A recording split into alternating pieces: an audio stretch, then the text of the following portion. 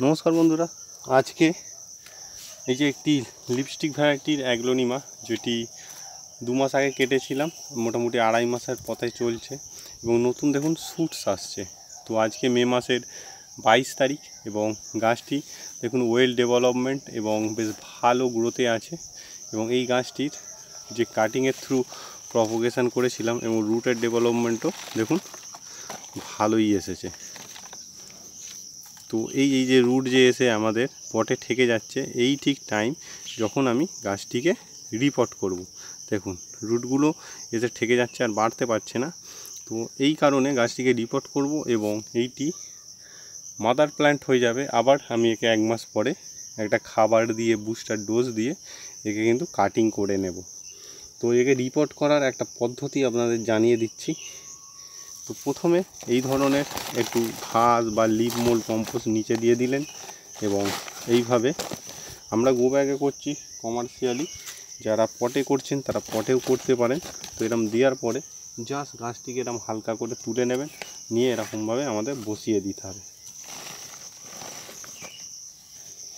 এবং দেওয়ার পরে জাস্ট মাটিটাকে ভরে দিতে হবে এবং এইটা একটি 6 ইঞ্চি গ্রো ব্যাগে আমি দিচ্ছি।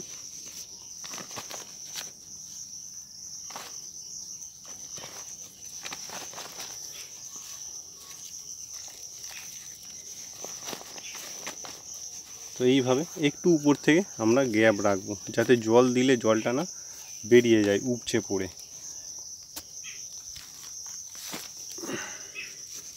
তো আরও কিছু লিপস্টিক ভ্যারাইটির অ্যাগ্লোনিমা আছে, যেগুলো এই আমি 6 ইঞ্চি গ্রো ব্যাগে সব দিয়ে দেবো এবং নিচে সব সময় চেষ্টা করব এই ধরনের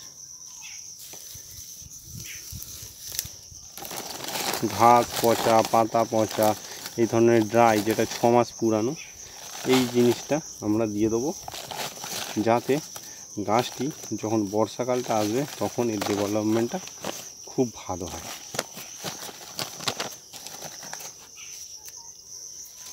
তো এই একটি লিপস্টিক ভ্যারাইটি, তো একেও কিন্তু আমরা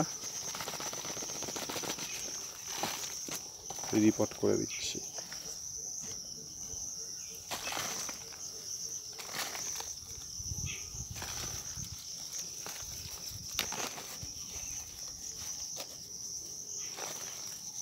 তো ইনডোর প্ল্যান্টের ফলিয়েজ বা তার পাতাটাই মানান এবং আমাদের সবসময় পাতায় ভালো কালার আনার জন্য সেই রকম নিউট্রিশিয়ানযুক্ত ভালো মাটি তৈরি করতে হবে, যাতে করে গাছটি খুব ভালো কালার আসে এই ধরনের। এবং আমরা গাছটা যে ঘর সাজানোর জন্য বাড়ির ভিতরে রাখছি, একটা সৌন্দর্য প্রদর্শন করে। মানুষ যেন বাড়িতে এলে আপনার ফার্স্টে ওই ঘরের দিকে, আপনার দেয়ালের দিকে নজর যাওয়ার সাথে সাথে যেন আপনার একটা সুন্দর যে গাছ তার দিকেও নজর যায়।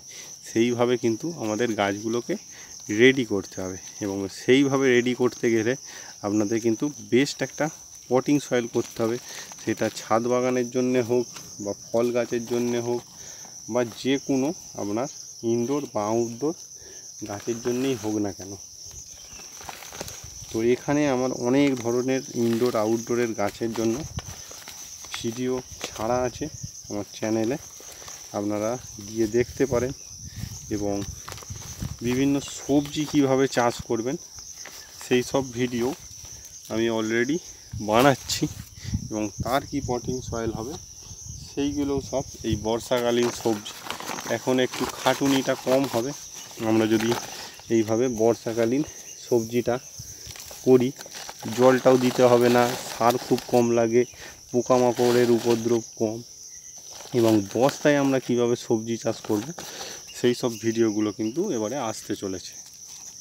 তো এখন নার্সারির যে আমার অনেক কাজ বাকি আছে, ওই জন্যে সময় করে উঠতে পারছি না। তো কিছুদিনের মধ্যেই, ধরুন এই সপ্তাহের মধ্যেই আপনাদের কাছে কিন্তু অনেক আমি ভিডিও তুলে ধরবো, যেইগুলো হচ্ছে সবজি চাষের ব্যাপারে।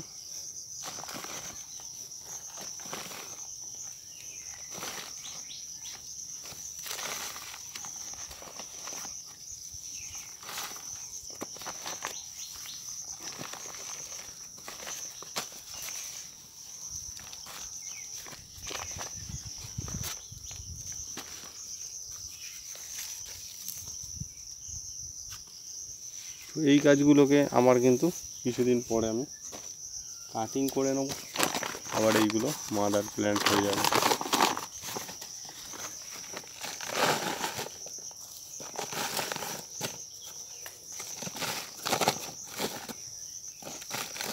এই ধরনের যদি ঝুরঝুরে মাটি করে তাহলে কিন্তু আপনার গাছের ডেভেলপমেন্ট খুব ভালো হবে।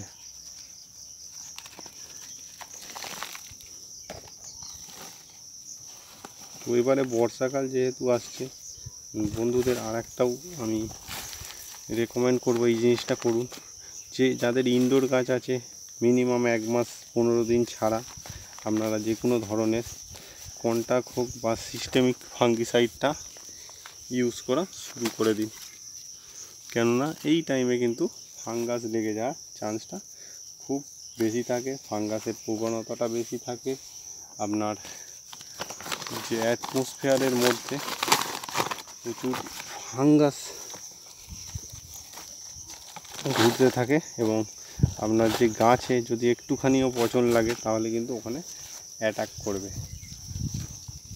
তো দেখুন এইখানে একটি গাছ আপনাদের দেখাবো, এটা লিপস্টিক ভ্যারাইটি, এবং এইখানে দেখুন নতুন একটা শুটস আসছে এবং গোড়ায় পিঁমড়ে ভর্তি হয়ে গেছে।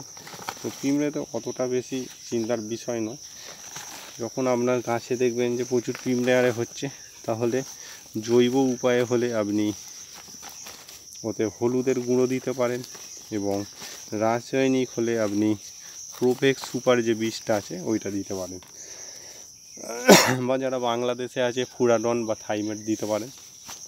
তো আজকের মতো এখানে এই ভিডিওটা শেষ করলাম। নমস্কার।